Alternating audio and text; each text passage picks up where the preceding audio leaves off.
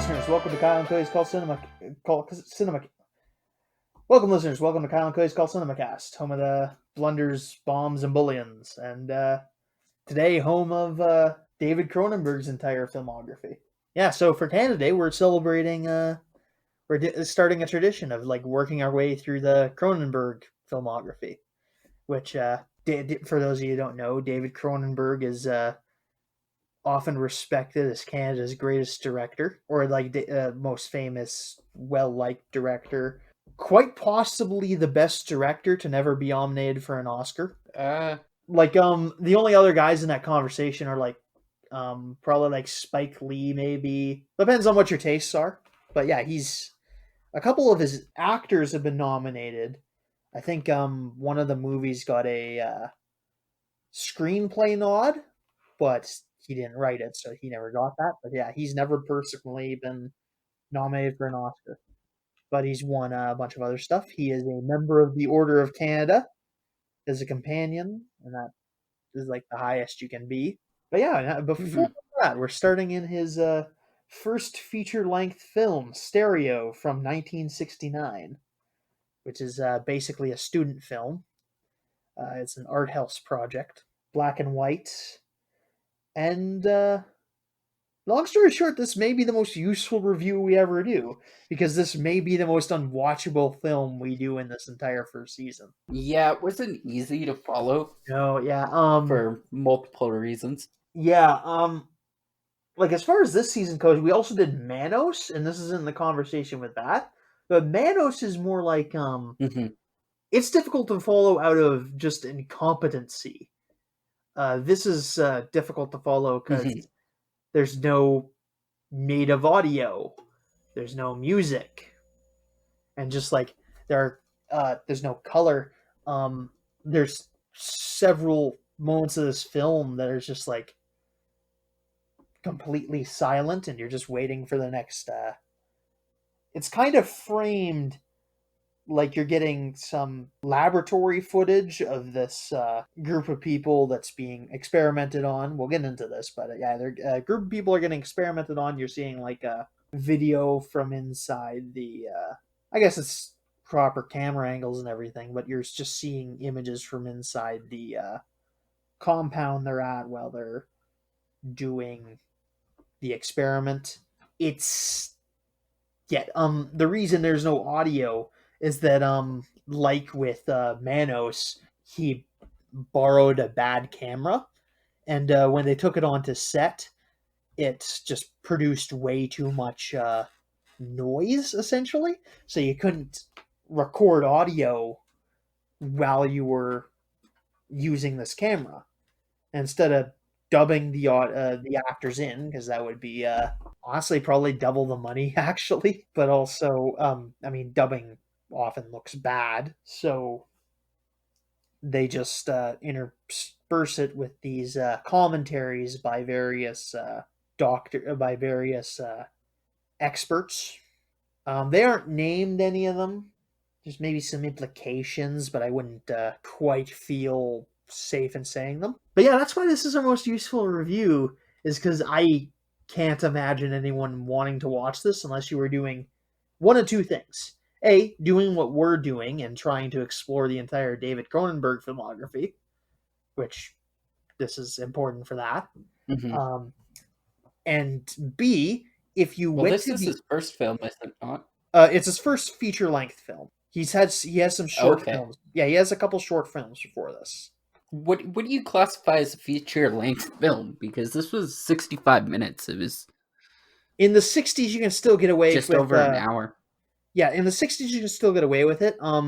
By modern standards, this wouldn't quite be feature length, but you can. Feature length has to be at least an hour. Is general rule. We've trended toward 90 minutes in the modern age, but 1960s you can still basically do it. And frankly, it's better that this be short than do what Manos did and showed 10 minutes of car driving. And then the other thing is this movie is filmed at the U of T, the University of Toronto. So, I mean, if you went to school, especially if you went in like there in like the 60s or 70s. It might be fun to watch and like, hey, that's my locker or something like that.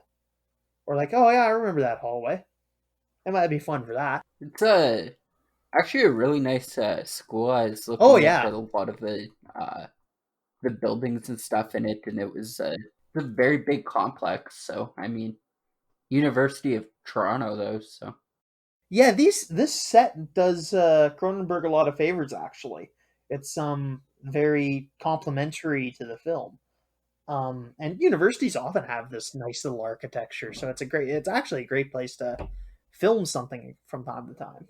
But yeah, that'd be other. Yeah, it's a neat little building. Um, and yeah, University of Toronto is also where Cronenberg went to school. So, I mean, this is way better than Manos. This is there's act because this is made by an actual filmmaker and not a insurance hmm salesman or whatever the fuck he was. Like Cronenberg knows what he's doing. His only real mistake is buying that shitty or renting that shitty camera, and really he's made like remarkable use of this handicap. Um, it doesn't turn out nearly as bad as you'd maybe fear. I think what he does well is he gives exposition over dialogue, and I feel like if he were to be doing it in a dialogue setting, it probably would have been a lot worse in hindsight than if he just did the voiceover dub or voiceover explaining explanations. It's also the fact you're probably he's this has only cost him like $10,000 in 1969 movie money. So he might not have had great actors Mhm. anyway. So no offense. Well, I'm assuming a lot of them were just well, they're probably student actors if he shot this in 1969 at a college, right? But yeah, it's but yeah, he's actually got way more of an edge over the guy who directed Manos. I'm forgetting his name. Ah, But yeah, who cares? Yeah, he's got an edge just because he is more popular and he actually can get his actresses to take their tops off. So yeah, this is very early. Like this is like probably like 20 years, basically like 15 years before The Fly or any of his other hits. mhm. There's a good little gap. But this is yeah, his very first film. He doesn't have like a breakout hit like a lot of big guys do. Yeah, this is no Mhm. Citizen Kane setup where he has like all the money in the world or some shit. But I think I think it's very much it's decently made if like incredibly weird. And I don't and like I said, you wouldn't necessarily want to watch this, but it's not like terrible. I guess it's not like offensive to the senses. It's just like very difficult to follow. I mean, it's not extremely attractive to the senses either. No, yeah, no, there's not much there. The actors do all right. They're able to like do some face acting when they need to. I Mhm. mean, there's a lot holding this film back, but you could have easily imagined a lesser filmmaker would have had this working a lot worse. Because yeah, like many filmmakers would have cracked under this kind of these kind of setbacks. And for as weird a film as it is kind of like a at least consistent, sort of. It's not like oh random stuff. It's like oh it's following a pattern here and logical progression. It's a science fiction movie. And it's very low budget. We don't actually see them do anything. It's just like you see them wandering around doing Mhm. stuff and they tell you a little bit of the background and yeah, it's not great. It doesn't. It's very tell not show, but you do pick up on things, and yeah, it's weird. I don't know how to quite pick up on. It feels like it could have been. You'd mentioned the budget earlier. I couldn't find anything on the budget. I think I saw 10,000 some. I think I saw like Crimes of the Future was at 20,000, but I Okay. don't know because the DVD cover for this is it includes both stereo and Crimes of the Future. Yeah. Yeah, I had seen 10,000 somewhere. Oh, I'm sorry. Stereo Tile 3B of CAEE Educational Mosaic is the full title, which Hmm. that's CAEE Too long. stands for. Yeah, that's well, it's in brackets, so you don't need to say the whole thing. Like CAEE stands for Canadian Academy of Erotic Inquiry, which is yeah. All things considered, this wasn't nearly as weird as I thought it would be. And I mean, for my readings, the next movie, like Crimes of the Future, is a lot weirder. Yeah, no, I expected this to be a lot trashier, like based on like, oh yeah, it's gonna be there's like a lot of sex scenes in it. Yeah, yeah. It's like, I mean, yeah, but it's only an hour long, so you can only fit like two in there anyway. I guess three. Hmm. It's three, isn't it? Yeah, yeah. No, two, and then I think there's just one topless scene where you don't see much really. But yeah, it's still not great. I mean, since no one talk, do any did the oh no, I think two of the women characters talk, so I think this does pass Bechdel test. Unless does it disqualify you from the Bechdel test if all the women are topless at one point or another? I don't know. Because I think they do talk about something other than sex. I think I don't know because there's no dialogue. Yeah, definitely not Yeah, then. yeah, no. Well, I mean they're mentally communicating. That's made clear by the. Let's get into the plot. This is it's a little difficult to Yeah. refer to everybody. I'm referring to the main character by his actor's name, which is Ron Modzik. I think he appears in a later Cronenberg film eventually, but I'm just going to refer to the main character as Ron.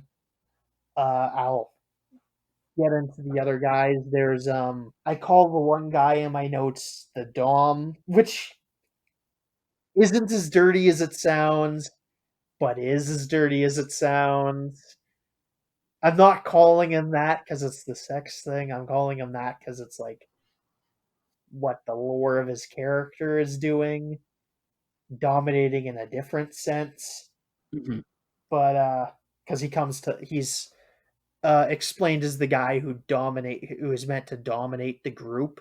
There's maybe a hint that he is a particular character who's mentioned in the Canadian Academy for Erotic Inquiry voiceovers. There is a reclusive girl with dark straight hair, a curly haired girl who ends up with multiple personalities, another dark haired, curly haired girl woman. Sorry, I should be. They're adults who is specially altered, different from two of them are altered differently. So she's one of them. Uh, there's a there's a guy with dark hair. There's a guy with a mustache, and I can't remember anyone else right now. I'll bring it up if they're necessary. But yeah, it's difficult to say anything. None of the voice overs are named.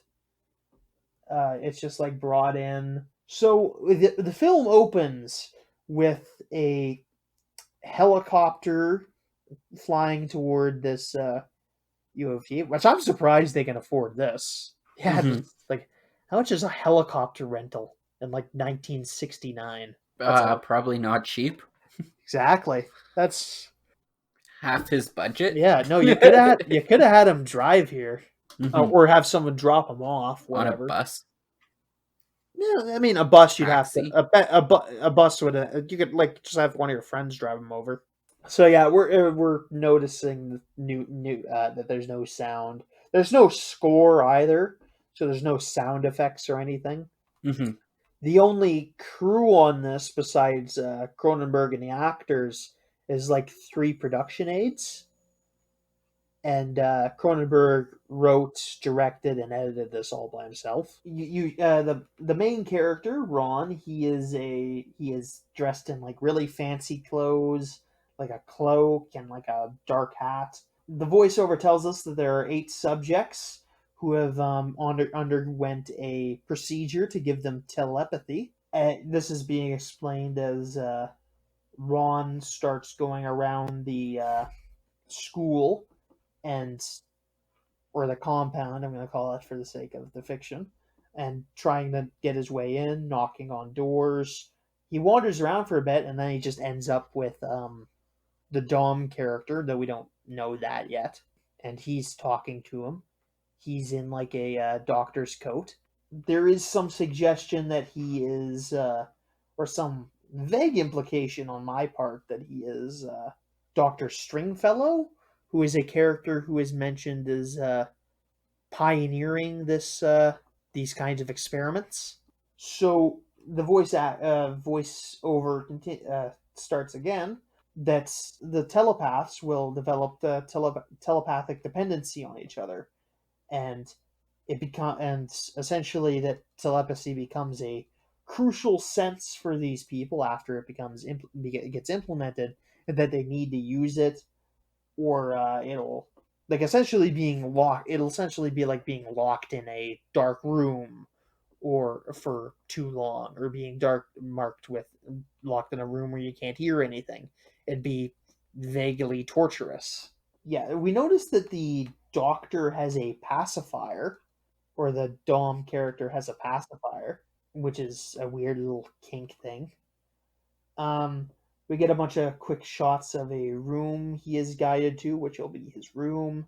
Lots of religious stuff in there. It's very weird. I'm not sure where he's going with this. When the voiceover continues, he tells us that when one of them lacked telepathic contact for long enough, when one patient lacked telepathic contact enough for long enough, he drilled a hole in his head to ease the issue, to like make it so that he could deal with his addiction, sort of, because it's not something he can stop. And of course, that don't results as badly. He bonds with a blonde girl, with the blonde woman. We slowly meet the other patients as the voiceover starts telling us about the erotic bond that'll develop between these guys, as they show two of the patients getting naked and playing around in a room with a one of those dummies that has like the organs that you can take out in like biology class. A lot of high school biology classrooms have this. It's like an empty torso with a head. You can take the organs out and rearrange them. We see a bunch of monitors while they're intertwined with this. So just to let us know that someone's watching, and to indicate that I think this was a leftover from realizing that before they realized that the audio couldn't be used. But yeah, this is to indicate that somebody is actually watching this. The camera angles we get are properly made, so that the camera angles we get are proper. They're not strictly found footage. They're not found footage or anything. Mm-hmm. We are getting proper film angles, which I always think is better. Really, I don't have much of a taste for found footage stuff. So yeah, the couple are naked, and the voiceover mentions that some of the patients, presumably these two, were also extra altered to make sure they couldn't use their voices, so that they had to rely on their telepathy to communicate, which is Mm-hmm. very interesting. It's surprising this gets human testing, though I don't really know how legal this is. Who's to say? Uh, this seems like a lot of quackery. I mean, they apparently got telepathy, so I mean, as Yeah, far as but if I locked like four people in a room and was like, take away half of their voice boxes and say, like, non-verbal cues kind of becomes a thing at that point. Like, yeah, they're just also on drugs. having the yes, Yeah, that comes up later in the movie. These people are also almost entirely on drugs. So yeah, presumably these two are the ones that got altered to have their vocal cords not working, or their vocal center of the brain not working, so they had to rely on telepathy. This is done to force them to work with their telepathy more deeply. The man is kissing the organ dummy. They bring up the voiceover brings up questions about whether traditional communication is even. This is clearly an older idea, but it brings up the idea of whether traditional communication is even possible through the medium of telepathy. Because are you thinking in words, or are you just are you really thinking in terms of words, or are you thinking in terms of actions? Which is depends on different people. Mm-hmm.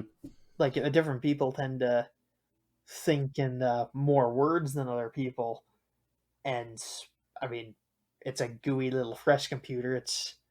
It works weird as it is. So yeah, it brings up that question of what does this even mean to communicate through telepathy? Is it yeah, maybe it's just words, but is it could you communicate and send the guy the mental image or the sensation of moving or tasting something? And that's a big part of this too, is they're supposedly able to communicate the case symbols. Um, we bring up later that they're able to. I mean, this is a weird way to go with this, obviously, but they're able to communicate send sexual signals toward each other, regardless of whether that person would normally be able to feel them toward that person. So whether Mm-hmm. say you had a gay man and a straight woman, but the straight woman is able to feel proper attraction to the gay man, she could then put those sensations into his head, and that would make him able to feel proper attraction toward her. Maybe I don't imagine. I don't. This maybe isn't how things properly work, but that's what they're getting at here. Is that sort of thing can be doing this? That's another thing that almost sort of makes this less sleazy. I gotta preface this. It is sleazy. It's just less sleazy than I thought it would be. It's not like Mm-hmm. Stranger in a Strange Land where oh yeah, we like free love, man, but only between men and women. This is yeah, this accounts for they call it they say it's going to omnisexuality, which presumably means they could put a horse into one of these things and they can make it work. It has been pointed out that the reason they are having this sex is because it deepens the telepathic bond, which Mm-hmm. okay, sure, I guess. I mean, is it really that much more silly than the power of friendship? This is the dumbest MK Ultra experiment I've ever heard Yes, it about. is. It is. It is absolutely one of the weirdest fucking things. Um, you kind of laugh at it because it's just I mean, I guess this is how this works. It's logically consistent, is my point. It's weirdly so. You would not expect it to be. Because even progressive sci-fi shit of this era that's as sexed up as this is normally not nearly as open to homosexual and bisexual relationships. And we've talked a lot about this stuff in Pride Month. This is weird. I'm surprised. I was oh, Mm-hmm. geez, we're not gonna get a lot. I didn't think of this until the middle of June, the first week of June, and there's no way we're gonna have so much Pride material for Pride Month. And it's I think every episode we've at least brought up the idea. Less so in old dogs. That Yeah. was mostly as part of a joke, but I mean we've discussed it in at least three of the movies. So oh yeah, by the way, the characters are seen talking to each other. We don't hear it because I mean the cameras are shit, and I think the implication is that we're getting this footage from security or not I guess not security cameras, but laboratory cameras. I don't imagine they're Mm-hmm. technically hidden for the most part. Some of them might be, but it's not necessarily hidden because I mean, if you go into a place volunteering for a science experiment, and I think these are all volunteers. There's no indication that these guys were kidnapped. If one of the guys is Stringfellow, that's just. I mean, this is just his thing that he does. There's probably something against the doctor's code there. Yeah, I mean, we'll get into that a little bit more because they do bring up something toward that, which we'll get to. But I think, yeah, there probably is. They do bring up that this isn't entirely a little later in the movie, I think, but they bring up that these experiments can't entirely be scientific, not because of some, again, it's weirdly not a sleazy reason. Essentially the reasoning is like, okay, this is a thorough connection of that goes directly into people's minds, and we literally cannot duplicate that down to the T. You're gonna get like every time you make up one of these communal telepathic groups, which they need to do because the telepaths need to be able to use their telepathy in order to function after it's done to them. You're gonna get like several different people with very different thought processes. It's the late 1960s, so the potential for undiagnosed mental health conditions the possibility of that's probably decently high. I mean, how Mhm. hard is it for like one of these guys to be like I don't know, what would you call it, high functioning ADHD, I guess is what I'm saying. Like as long as you're not at a place where like you're in a place where you can you're not so debilitated by it that you're able to keep up with society, which lots of people are able to do it without help necessarily, but I mean, someone like that could easily wander into one of these experiments. You were saying? Or even worse on the spectrum, like high functioning autism. Like, I'm assuming they're not going to pick up. Yeah, it's not brought up, but like, I Mhm. mean, maybe they wouldn't have even thought about it in the 1960s, but I mean, in a modern context, yeah, that's high functioning autism is could easily make its way in here, and they wouldn't think nothing of it. Mhm. Also, with that being said, if somebody came to me and said, "Hey, we need you to join this drug trial," I'd be like, "Well, first of all, how much are you paying me?" And they go, "We're not going to pay you, but there's a good chance you gain telepathic powers, and the only thing that you really have to do is take drugs and fuck." I mean, Yeah, there's worse. I'd consider Yeah, it. that's a very like that's not the hardest thing ever to teach anybody. It's like, oh yeah, we're just gonna mess with your brain a little bit. You'll be fine, but and then you'll get to have a lot of sex and do some drugs. The drugs, by the way, are sort of like there's a thing called the female Viagra, which is just a thing to pick up sex drives, and that's essentially what these are. Yeah, because it's just essentially a thing to make them more horny. There's perhaps something more there potentially, but that's what they're explicitly given by the Because I mean, scientists. this guy, or at least the main character Ronald, when he walks in after he takes his helicopter ride, he doesn't look disheveled or poor or like malnourished or anything. He's wearing a top hat, walking around in his suit Yeah, fancy guy. It's and a cane. yeah, we don't ever really get context for who these people are outside of this experiment. You get a sense of their personalities, sure, but you don't really get a sense of who they are in real life. Moving on, the Dom and Ron are in a meeting room. They're playing cards a bit. The voiceover tells us that the dominant mind will take over these telepathic communes. Perhaps I interpret this as some sort of mind to an extent. That's maybe not the proper Hmm. term to see that term, but essentially, a dominant mind can become in charge of this group. Really brings into question of what the free will is able to, and it's pointed out that in this specific experiment, the suspected dominant personality who they selected for that was given extra information about the other participants so that he could better do his job Mhm. or better fill the role. Gives the Dom a very a bit of a sinister air to him. Ron's a bit shaken at this point. He's sleeping. He sleeps in the stairwell with a blanket and whatnot. He doesn't sleep in his room. Yeah, just and he does like a thing where he stands up and there's a light above his head.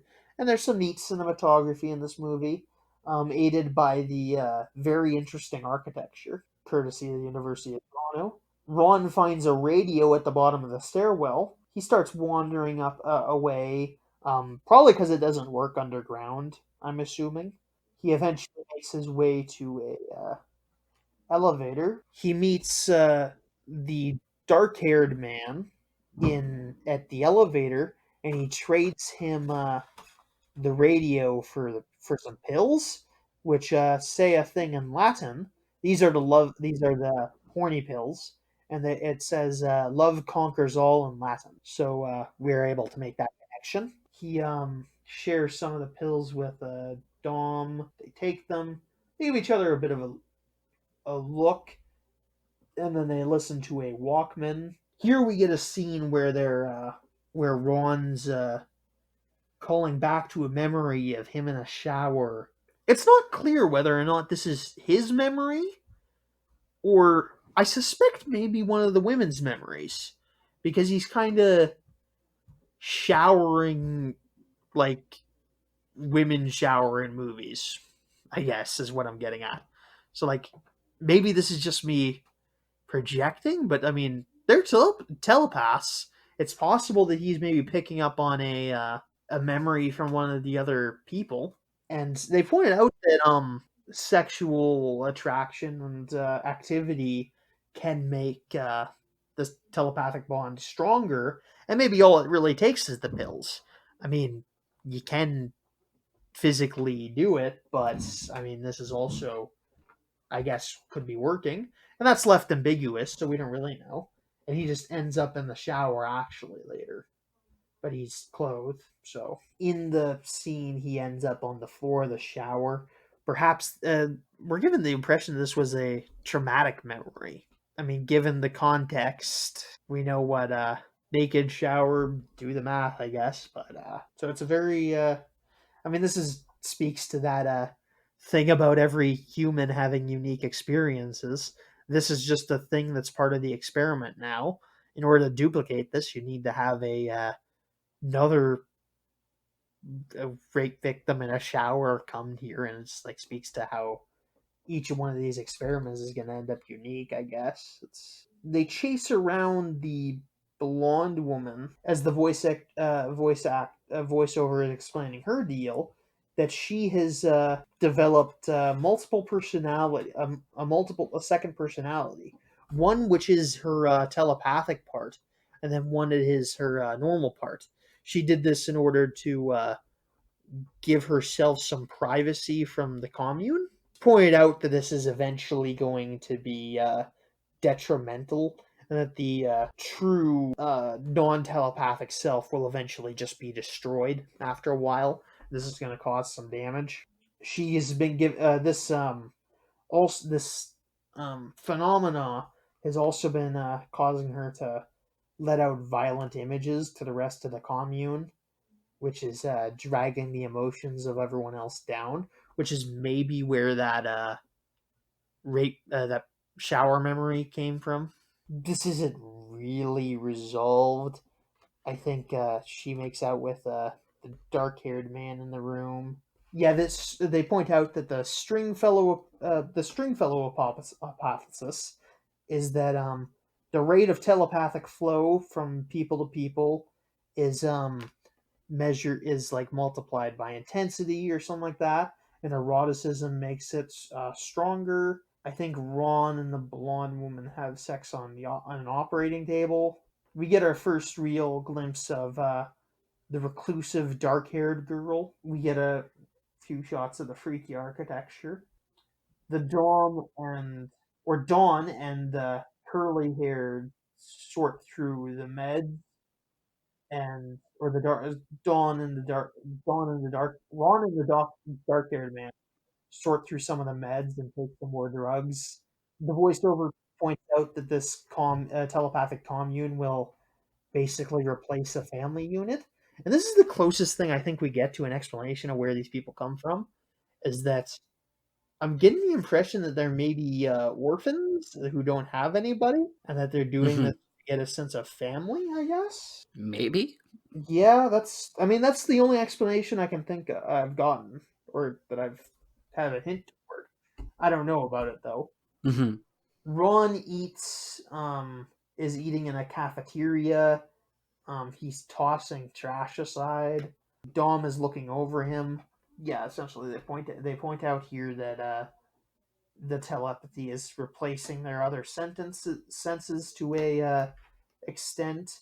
That may be a downside to this, is because they replace all these senses, and that's maybe going to make it difficult for them to interact in the normal world. Because like we interact with the world in a certain way, like we talk to people, and they don't need to talk to people; they can just interact with each other. These senses can become confused. Next scene we see is Dawn is in the Dom's chair from the meeting room. This is where they give the speech about omnisexuality. Tells the pills are to reduce sexual limits. Some stuff about this making them collectively into a higher life form. Ron and the mustache man and have a threesome with the blonde. You also can't.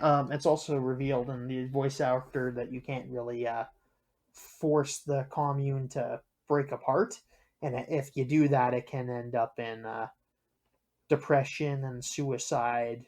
We get a scene of like him, a few of them lying on the grass. We see an eye on the ground. Don't know what that is. Ron and the reclusive girl are having tea. They share a sex pill. They have tea and they have sex on the table. He slaps her. This last scene is explaining a bit of Dom's deal. Is that this is where my theory that he's Stringfellow comes into play. Is that he is put into the group to seed the operation, and that he Mhm. is put in there so that they can get a handle on telepathy. And I guess that means that Ron is going to replace him as the as the dominant personality as he leaves. Mhm. So yeah, Ron slapped the curly haired girl. I don't quite know what that's about. This is where there's not a lot of explanations for stuff in here. I don't know what the implication really is. Curly haired man smacks the blonde, who is becoming overwhelmed. There's some indication that Ron ends up being the guy who drilled a hole in his head, I guess. Yeah, that's pretty Mhm. much where the movie ends. There's not really a climax or anything. This is difficult. This is this is difficult to sort out. Yeah, that's actually the end of the movie after 63 minutes.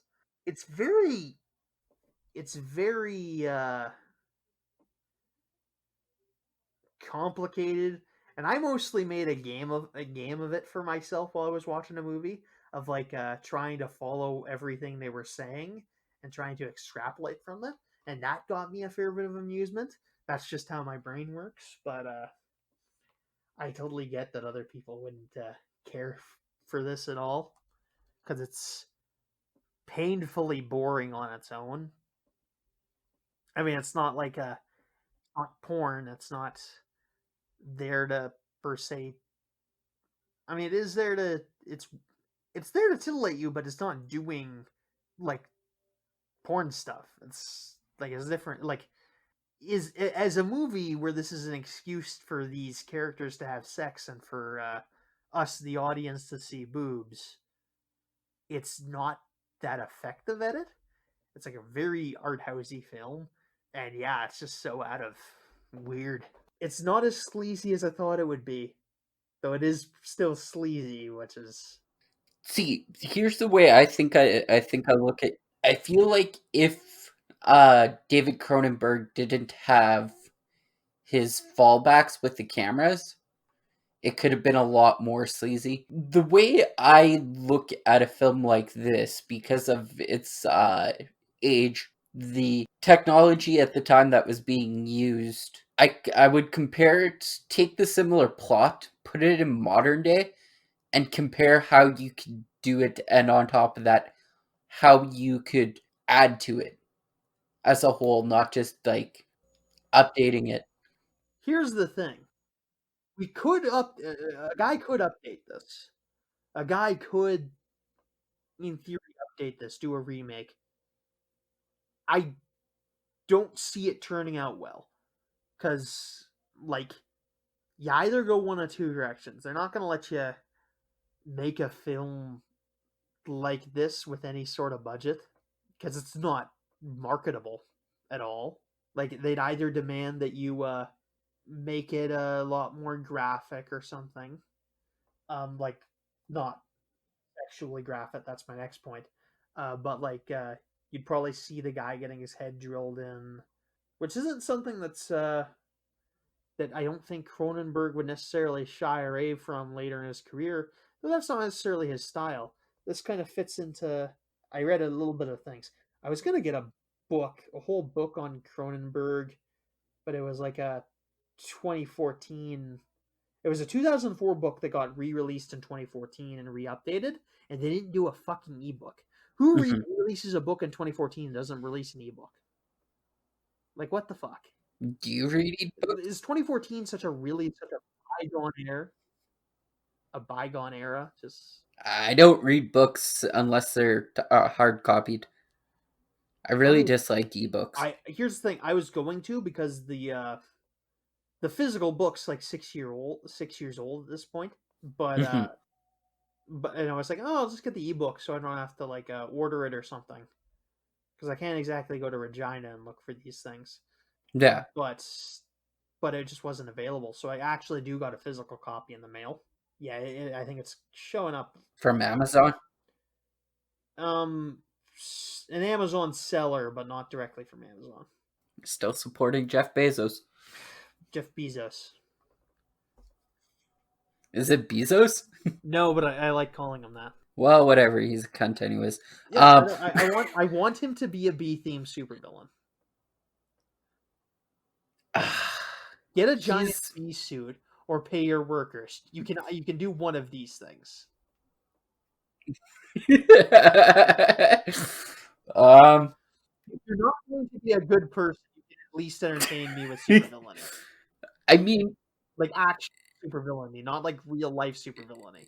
He's literally taking his time and investing his money into space programs right now. So I mean, that's Elon Musk. He could definitely become a supervillain. Nope, both of them. Oh, okay. But Jeff Bezos. I could also go for Elon. Okay, Musk so supervillain. I just want billionaires to be like. I just want it to be like comic books, and then we can get like superheroes starting to come out, because everyone knows like the supervillains come first, despite what all the movies say. I was just a little side story here, because we definitely need to patent this time. I was talking to my friend the other day about wealth and how we as society need to start redistributing the wealth and taking a lot of the money from the rich and redistributing that out into the world, because they hoard it, and that's an issue. But that's besides the point. What I said is we should take all of like the rich CEOs and just put them into like a Hunger Games style arena.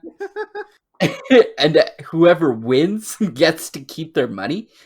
Can they all be? And then I said to that afterwards, and I sent him another message.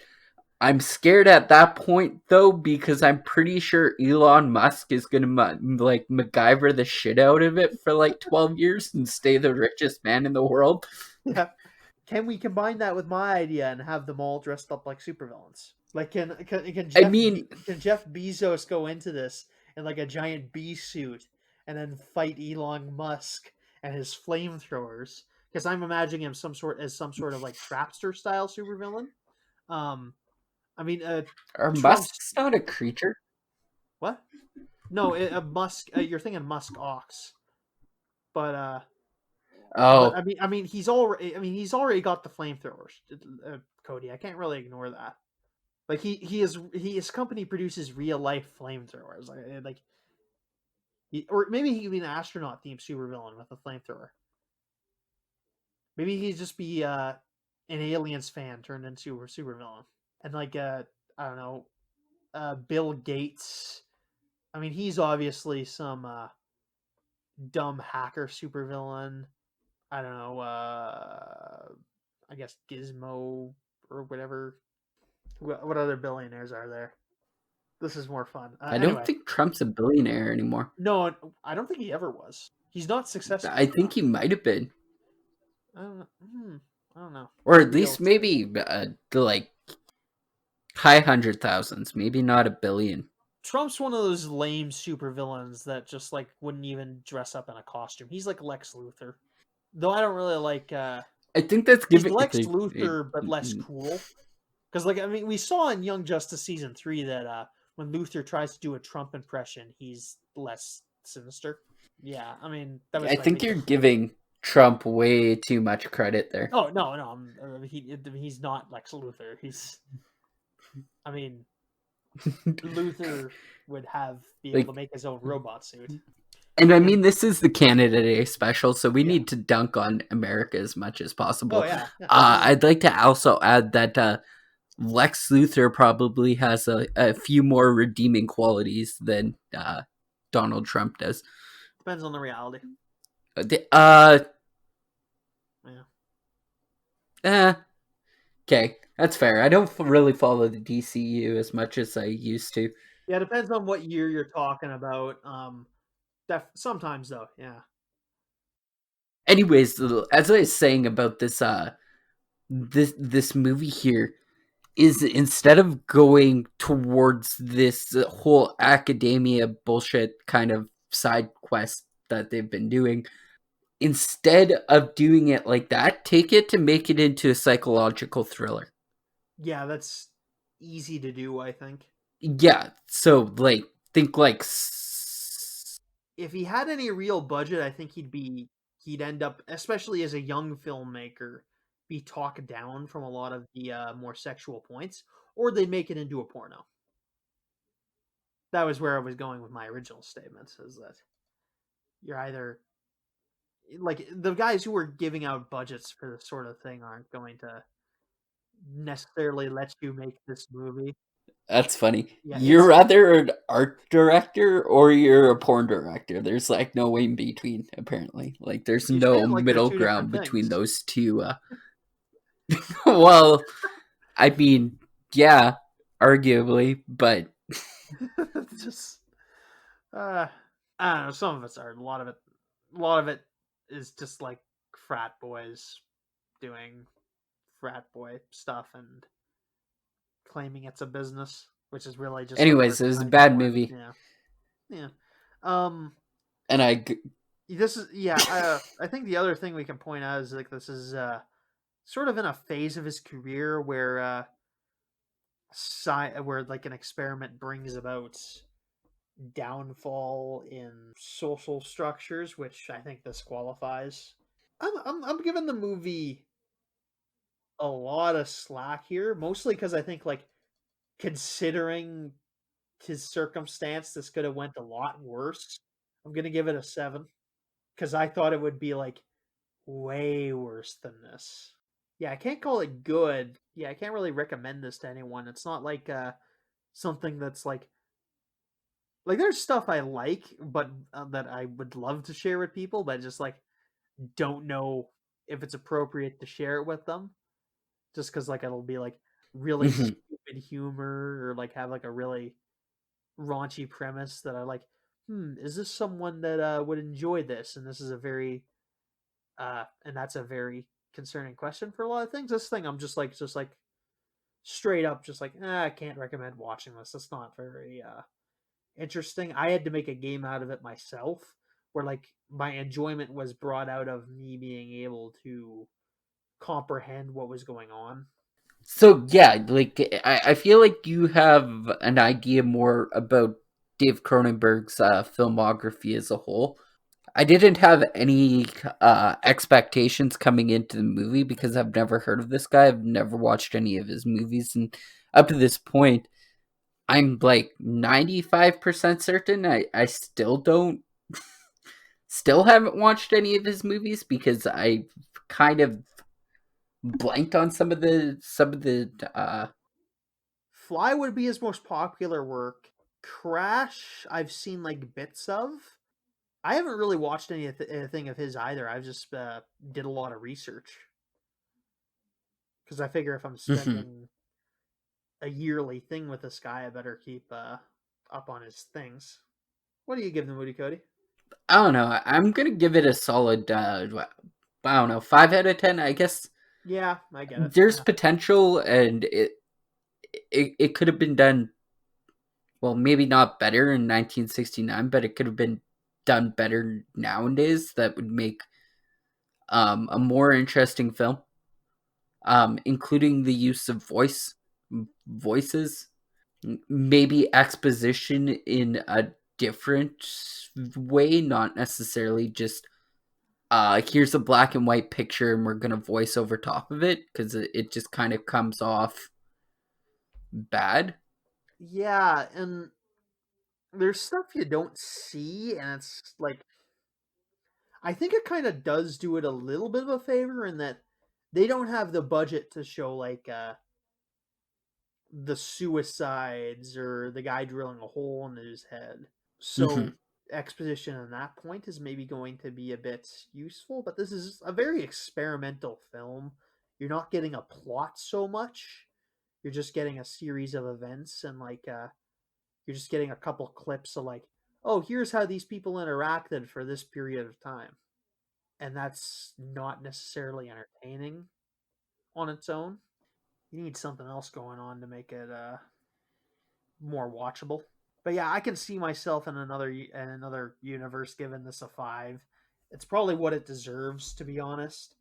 I just found enjoyment out of it, so I have like I'm out of obligation to give it a bit of a higher score because that's how I rate things. But yeah, this is definitely on a purely technical level probably a 5.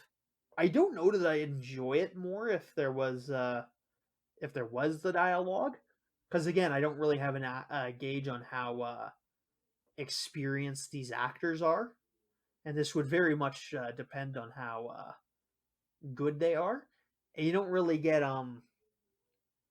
sometimes 60s dialogue can be read in a way that's not necessarily out of touch, but like the voice overs are in a very technical tone, which you can very much relate to in the modern day if you're working in academic speak. And that's about all I got. I guess we'll do Crimes of the Future next year. But yeah, I think we'll select we'll roll up a movie for next week. I'll get up my list. Okay. 7 movies left on the list. I should really start making up the season 2 set list. Don't know quite how that's going to turn out. Be Hmm. expecting a recommendations post on the Facebook sometime soon. That's a 4. Oh, okay. We're finishing off the Razzie movies that aren't actually that bad. We're doing Mommy Dearest, which is from the second annual Razzie Awards. So this is gonna be interesting. So yeah, that'll be the end of the Razzies. Okay, yeah, you can follow us on Twitter at KC Cinema Pod. Follow us on Facebook at Kyle and Cody's called CinemaCast. Give us those 5-star reviews on iTunes and circulate the links. And I guess there's a YouTube, so Kyle and Cody's called CinemaCast is where you can find that. We'll eventually have stuff on there. We have just the Snyder Cut news thing. By the way, I'm certainly not going to do any trailer reactions because I don't review commercials. Just to be clear, I want Hmm. that on the record. Cody can review commercials. I'm not going to. Should I be reviewing commercials? Like, If you want to, you can do it. I will support you. But it's just not my thing. I don't trust them. Why? The only like I follow all the superhero stuff, but the only superhero trailer I've watched since that wasn't like before a movie in a theater was when a friend put on the Captain America Civil War trailer in a room I was in, and I told him not to, and he did it anyway. And it was a good trailer, but the movie sucks, which reaffirmed my beliefs. All right, bye. We're done. Stop recording.